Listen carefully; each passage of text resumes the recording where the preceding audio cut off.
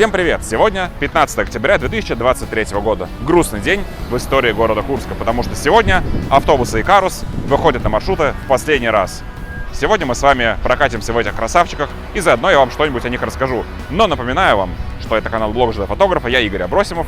Не забывайте подписываться, у меня тут много всего интересного про транспорт. А также посмотрите видео из Курска 2021 года. Перед началом несколько маленьких объявлений. Только не надо спрашивать, почему я записываю их в Москве и спустя почти полгода после съемок видео про Курск. Первое. Бусти. Подписывайтесь и смотрите эксклюзивный контент. Оперативные нарезки со съемок, эксклюзивные обзоры городов без цензуры, ранний доступ к новым видео, а также постоянный доступ к старым видео, снятым до запуска канала. Второе. Эксклюзивные кружки с транспортом. И третье. Эксклюзивные открытки с транспортом. Все ссылки в описании. Ну а что вы хотели? Ведь мне нужно где-то брать кучу денег, чтобы посетить все города, которые вы предлагаете мне в комментариях. Так что, пожалуйста, поддерживайте, тем более, что в обмен вы получите различные транспортные ништяки.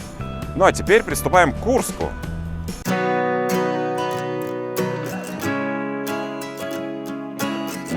И сегодня нам крупно повезло. Только мы приехали на конечную Льговский поворот, откуда они ездят на свой дачный маршрут номер 100, так сразу оба Икаруса уже стоят здесь и ждут нас. А точнее, мы их ждем, когда они отправятся на маршрут. А произойдет это аж через час. Потрясающее расписание. Итак, первый из автобусов, который мы с вами сегодня посмотрим, называется Икарус 280.03. Пригородная модификация Икаруса гармошки. Он построен в 1990 году, хотя по его внешности так вовсе не скажешь. Я дал бы этому автобусу максимум 5. Посмотрите, какая на нем свежая краска, и какой он весь чистый и вымытый. Единственное, к чему можно придраться, это к тому, что на задней двери вместо одного стекла установлено оргстекло. Но это вообще мелочь, на мой взгляд. В целом автобус просто потрясающий. Он мог бы даже составить конкуренцию с саратовским Икарусом. Кстати, видео про Саратов не забудьте посмотреть. Вот здесь по ссылочке. Да, я даже не могу поверить, что в 2023 году можно стоять рядом с таким чудесным Икарусом. Как это здорово. Это прямо такие впечатления из детства. Ну, в принципе, я это уже все много раз говорил в других видео, в том же саратовском видео. Но никак нельзя обойтись без очередного трогания гармошки. Идем дальше и смотрим на этот Икарус более детально. Посмотрите на эту чистую красочку. Мне кажется, его красят каждый год. Не знаю точно. А вот и задний мост, поворотный. Мост фирмы Раба. А вот этот зелено-желтый красавчик называется Икарус 280.03. Погоди, в смысле 03? Почему автобус с абсолютно другой планировкой салона называется точно так же, как и вот этот автобус? Лично для меня это загадка. Возможно, что просто когда-то он тоже был двухдверным, но его сделали четырехдверным. Такая практика была, например, на ярославских Икарусах, где тоже автобусы Икарус 280.03 были... Правда, они там были трехдверные, а не четырехдверные, но тем не менее, такое вполне возможно. А построен этот автобус в каком году, как бы вы думали? В 1987-м. Вы можете поверить, что 40-летний автобус выглядит так, будто бы его выпустили с завода, ну, максимум года 2 назад. Какие двери бывают у автобусов Икарус?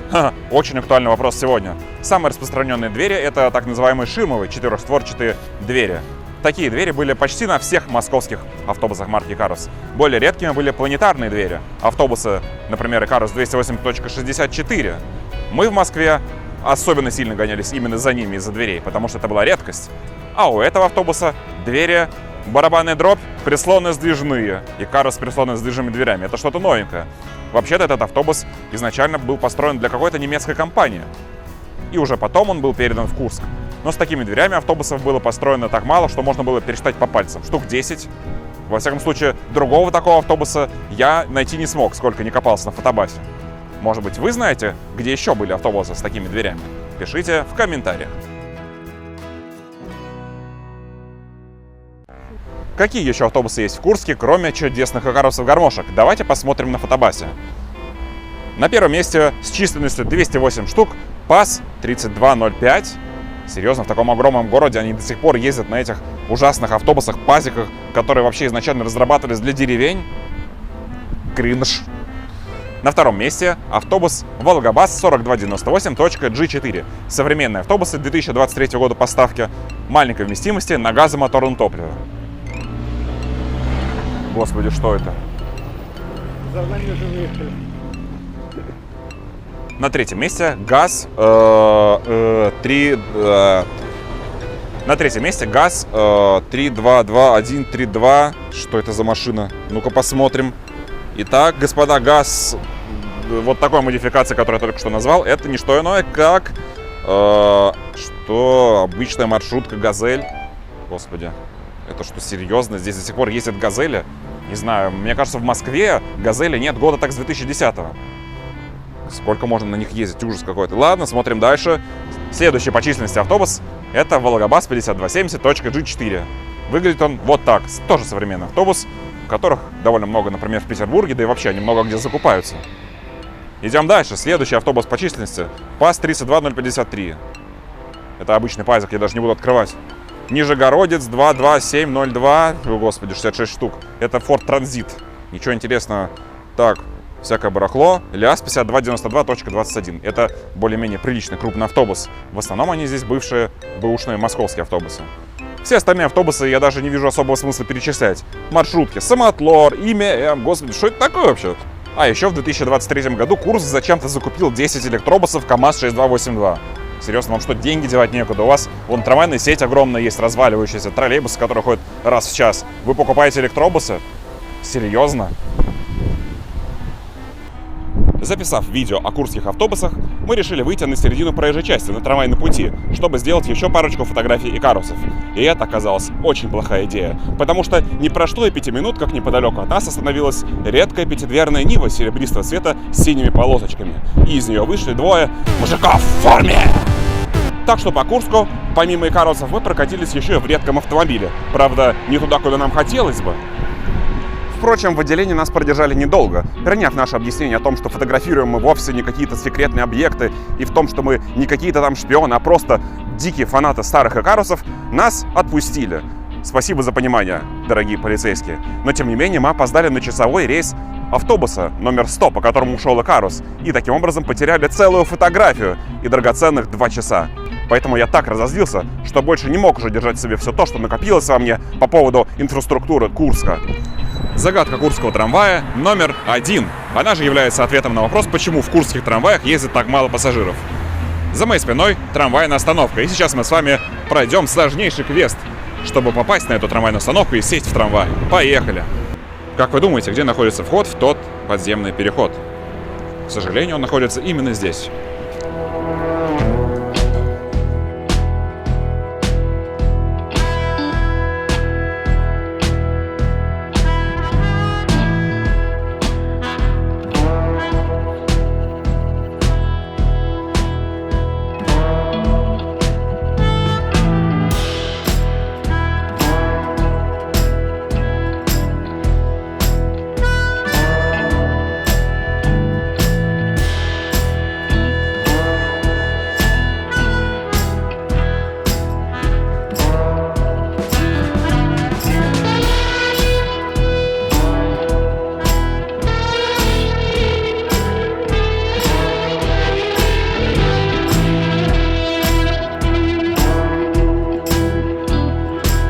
В чем преимущество трамвая, если, конечно, он организован грамотно?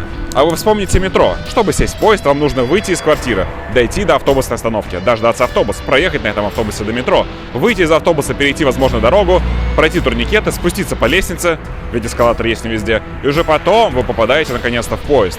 А теперь представьте, что все это вам нужно проделать с тяжелыми вещами или с детской коляской. Не слишком удачное решение. Таких недостатков лишен трамвай, когда вы просто приходите на остановку, заходите в вагон и едете, куда вам надо. Но только не в Курске, ведь здесь для того, чтобы сесть в трамвай, нужно пройти по отвратительному подземному переходу, который по совместительству является еще и рынком. 90-е из Курска, по всей видимости, никуда не уходили. И поэтому не стоит удивляться, что в курских трамваях ездят 1,5 коллеги, и трамваи не пользуются спросом, и ездят с такими конскими интервалами, потому что трамвай должен быть удобным. А для этого на каждой трамвайной остановке должна быть зебра, чтобы пройти на нее можно было по земле, не спускаясь в дурацкие пешеходные переходы. Представьте, что вы бабушка, вряд ли вы согласитесь ехать в таком трамвае. Да и вообще, на этом проспекте, который называется проспект Колокола, зебр, по-моему, вообще нет.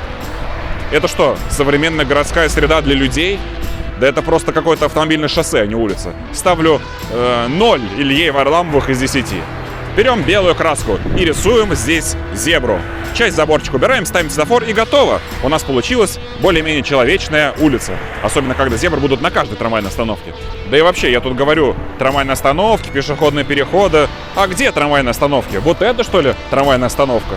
И, к сожалению, да, это трамвайная остановка. Павильон, скамеечка, освещение, указатель маршрутов. Я вас умоляю, зачем, если есть чудесные пазики и газели, заниматься трамваями? И это одна из старейших трамвайных систем России. Прискорбно. После того, как я разнес в пух и прах содержание инфраструктуры трамвая в Курске, мы решили вернуться на Льговский поворот, чтобы сфотографировать уже наконец эти несчастные икарусы. Правда, до следующего рейса был целый час. И поэтому у нас было время, чтобы уйти куда-нибудь вперед на маршрут номер 100 за пределы города Курска, чтобы сфотографировать икарусы в лесочке, а не на фоне всяких вывесок, торговых центров, проводов, странных остановок. Короче, не на Льговском повороте этом, будь он не ладен. Льговский поворот – самое ужасное место в мире.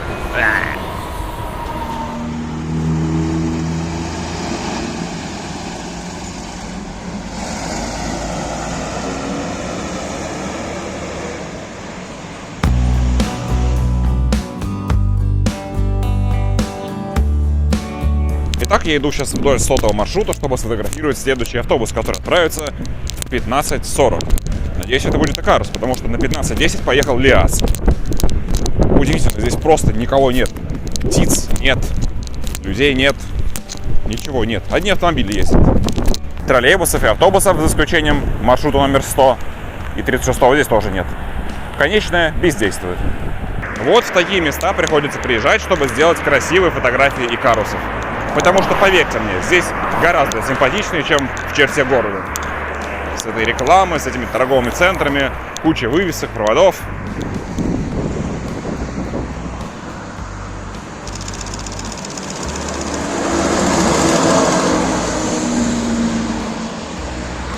Друзья, вы можете меня поздравить. Я только что сфотографировал в Курске зелено-желтый Икарус 280.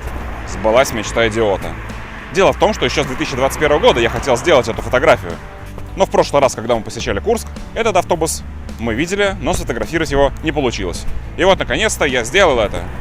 Пишите в комментариях, как вам фотография. Лично я очень доволен.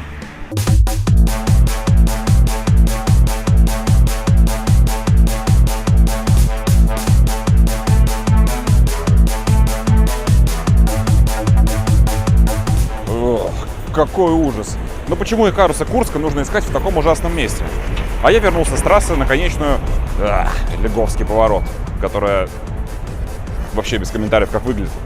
Потому что мне все еще нужно прокатиться в пригородном Икарусе 280.03, ну, в том, который двухдверный. Зелено-желтый я сфотографировал, отлично, осталось прокатиться и оценить, что это за пригородная модификация такая. Тем более, что, возможно, это вообще последний такой Икарус в мире. А еще здесь проходит линия 3-го трамвайного маршрута, где трамваи ходят раз в полчаса, в 40 минут. Серьезно, кому нужен трамвай с таким интервалом?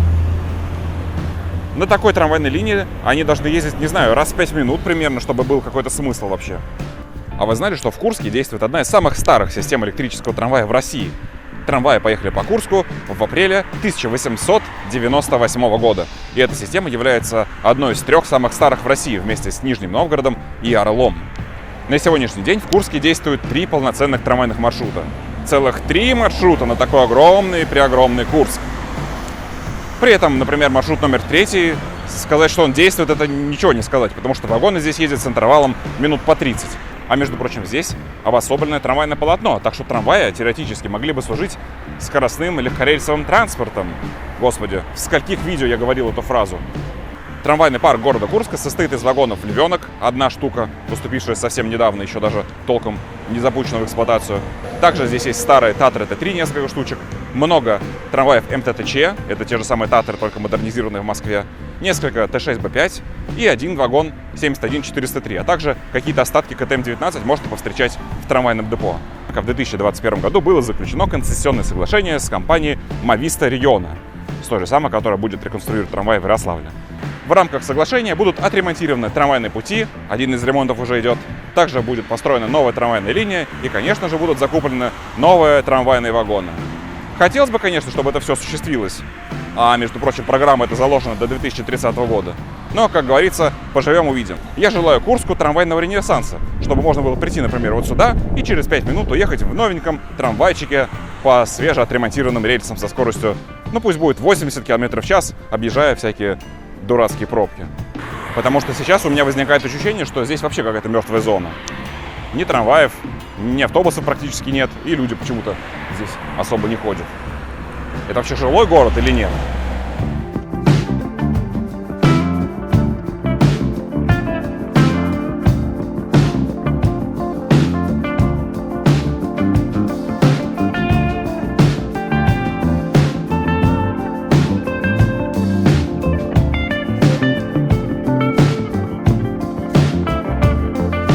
А его уже здесь переделали в четырехдверный? Вот это не могу сказать. Знаешь, что переделали? Понятненько. Итак, пригородный Карус 280.03. Как выяснилось, двери здесь действительно были вмонтированы дополнительно. Поэтому он четырехдверный, в отличие от второго Каруса. Здесь есть багажные полки, правда, только в этой части салона. Занавесочки. В общем, все как в лучших домах Лондона и Парижа. Очень крутой, очень интересный, уютный автобус, в котором, конечно же, тоже можно потрогать гармошку, посмотреть, что находится внизу. Я всегда это делаю, когда катаюсь в Карусах. Но в целом, если честно, я оцениваю саратовские Карусы по более высокому баллу. И этому автобусу требуется уход.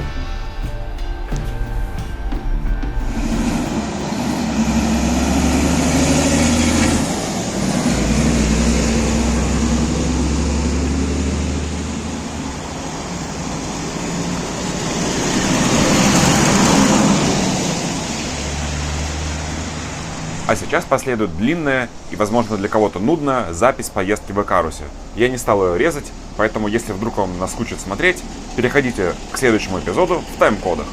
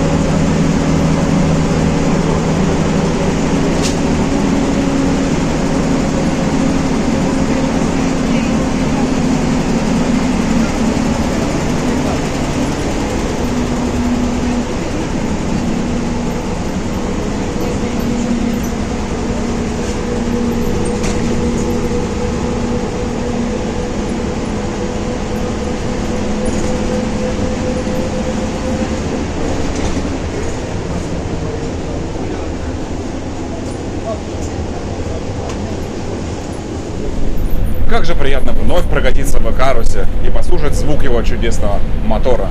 87 год, с ума сойти, автобусу почти 40 лет. И, конечно же, по старой традиции катания в автобусах-гармошках я заглядываю под гармошку и трогаю гармошку. Куда ж без этого?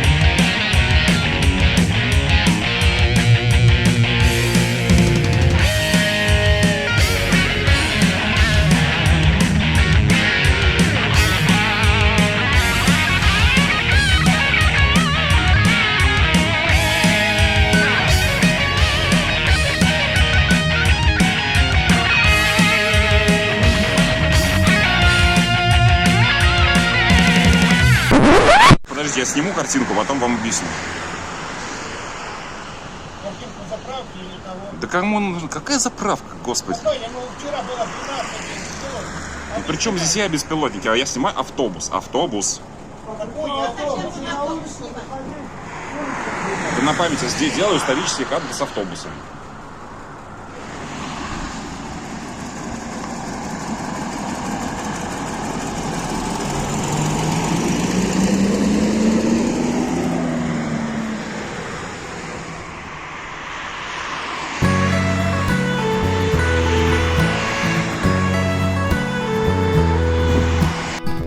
В этом эпизоде у нас сломался микрофон, поэтому я все просто тупо переозвучил.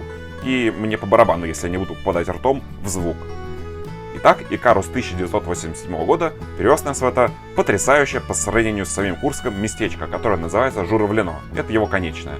И я сейчас не просто прокатился в старом автобусе, а по-настоящему попал в свое детство. Этот скрип резиновой гармошки, этот врывающийся в огромной форточке свежий ветер, эти колышащиеся занавесочки, этот рев мотора и, конечно же, переключение передач вручную с соответствующим набором звуков. Правда, впечатление испортил какой-то слишком бдительный пенсионер, который почему-то решил, что раз я снимаю видосы в автобусе, а также снимаю из окна автобуса чистое поле и дорогу, то я непременно шпион. И нужно было до меня обязательно доколебаться. Ох же эти бедные жертвы телевидения. Им же не сообразить, что если бы я был злоумышленником, я бы просто заснял все необходимое мне из окна автомобиля. Или просто тупо на видеорегистратор и не стал бы явно палиться и ходить у всех на глазах с телефоном и снимать видосики. К сожалению, не все люди могут догадаться до этой простой истины. А сейчас мы дождемся следующий Икарус, который двухдверный, и уедем из Журавлино навсегда. А потом и из Курска тоже. Хотя, конечно, хотелось бы все-таки вернуться в Курск, когда там закончат ремонтировать трамвайную систему. Вот и наш пригородный Икарус подъезжает по темной сумеречной трассе.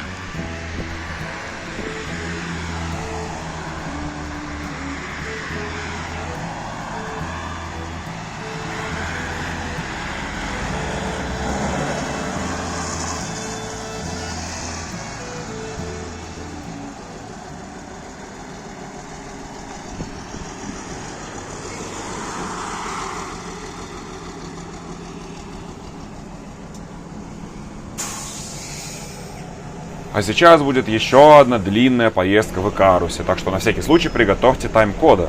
А еще этот автобус оказался ярким примером того, что внешность обманчива. Если снаружи он идеально выкрашен, идеально вымыт, то внутри у него с двигателем были такие проблемы, что в прицепе просто было можно задохнуться от его выхлопных газов. Кстати, это напомнило мне еще одну особенность автобусов, ведь когда их было много в Москве, они всегда воняли бензином, это была огромная проблема с ними. Так что, объективно, я даже не знаю, за что мы их так любили. Судя по всему, к Икарусу мы питаем такие эмоции не за то, что у них какие-то крутые или выдающиеся характеристики, а просто за то, что они ассоциируются у нас с нашей молодостью. Вот, я думаю, что так и объясняется любовь людей к старью, к Лиазам, к Икарусам и другой старой технике. Поехали кататься!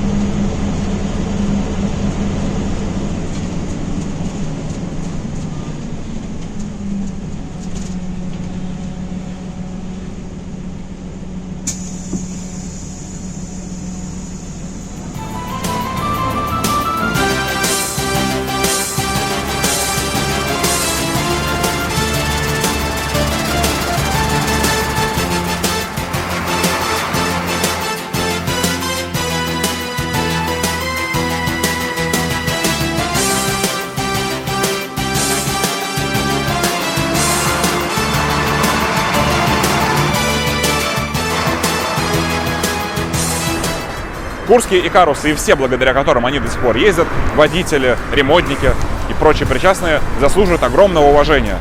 Все-таки не такое простое дело поддерживать машины, которым за 30-очку. И если честно, во мне даже есть небольшая надежда, что и в следующий летний сезон Икарусы продолжат радовать нас. Только вряд ли я уже захочу приехать в Курск опять, чтобы на них прокатиться. Что касается самого Курска, то я не рекомендовал бы вам суваться сюда, пока не кончится война.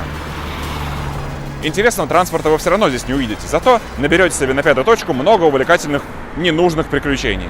Короче, мы ждали трамвай на 19:36, а он просто не приехал, и в расписаниях показывают, что типа он просто приедет теперь только в 16 минут 9. Итак, друзья, тестируем курский троллейбус. Мы сели в БКМ 321 по маршруту номер 8.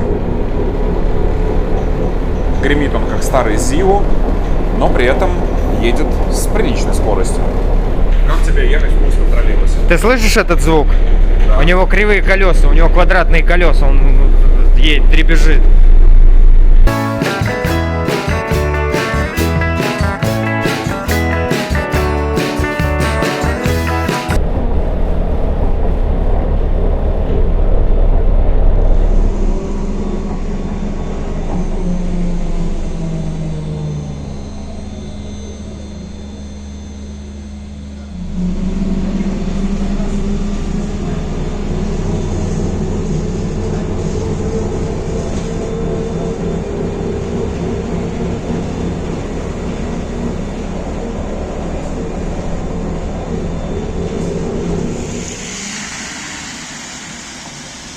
Ну что, за Татрой? Да. Доступная среда в Курске.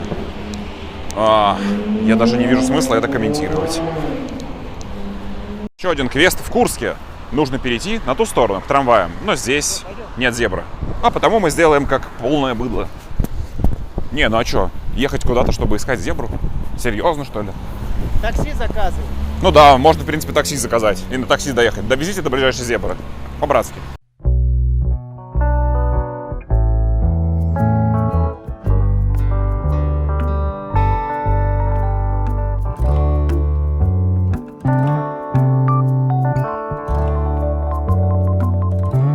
Что это вообще такое? Ржавое все такое. Оказывается, она ездит. Она ездит каждую ночь, проверяет контактную сеть. Причем по этому трамваю не скажешь. Вы посмотрите, какое его состояние. Это просто капец. Это конец всему.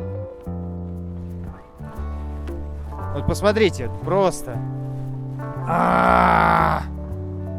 Ну как так можно, а? Ля. Весь рассыпается. Это дно.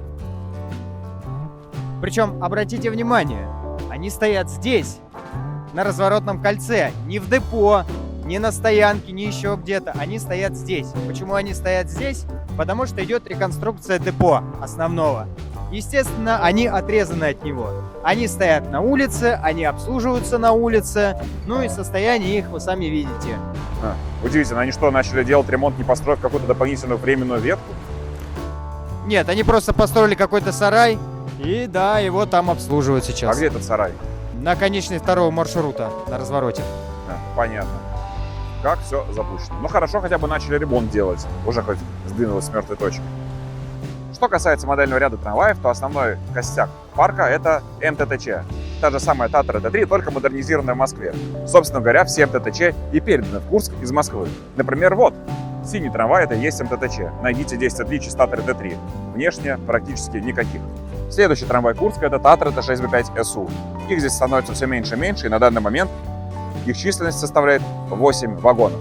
Лично мне больше нравятся вот эти, потому что у них огромные окна, и когда я стою в этом вагоне во весь рост, я могу видеть, что происходит за окошком. Далее по списку идем. Татра Т3 СУ-ЦС. Это обычный Татра Т3, которых здесь осталось уже совсем мало, а именно, судя по СТТСу, 7 вагонов. Также есть один вагон 71403, Уралтрансмашевский, и один вагон Львенок, который пока еще не запущен в пассажирскую эксплуатацию.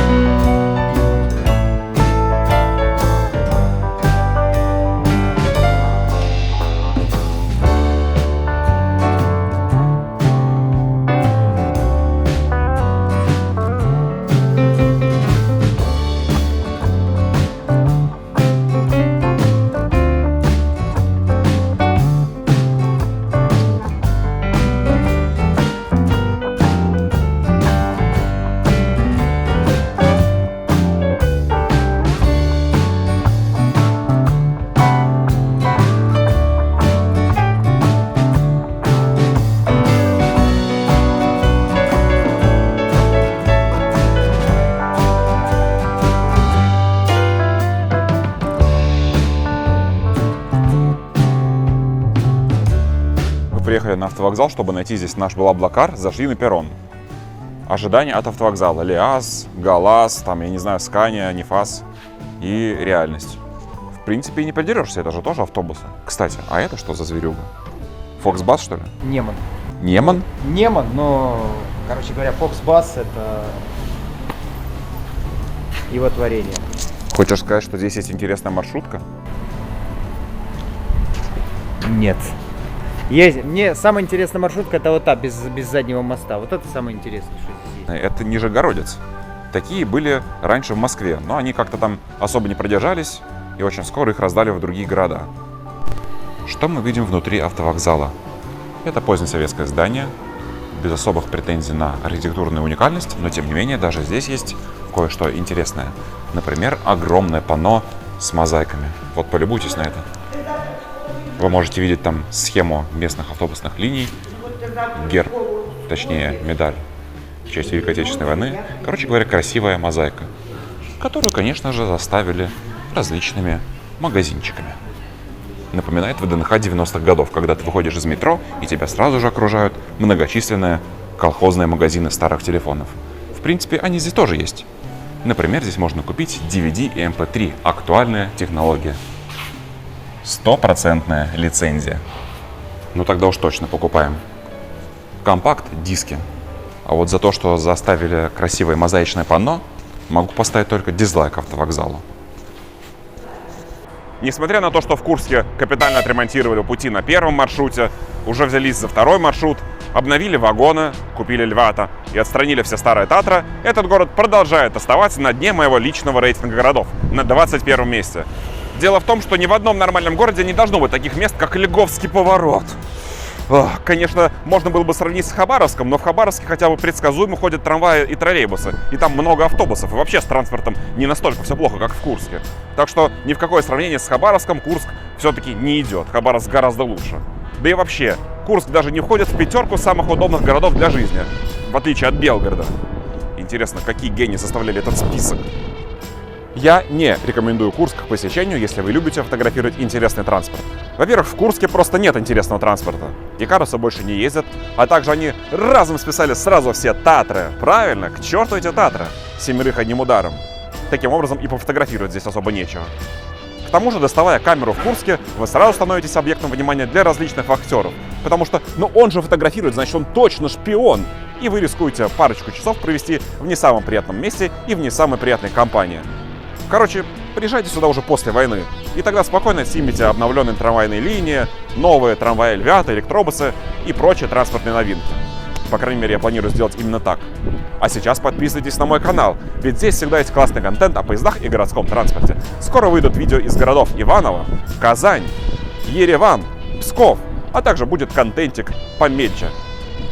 А пока, спасибо за просмотр и до новых встреч!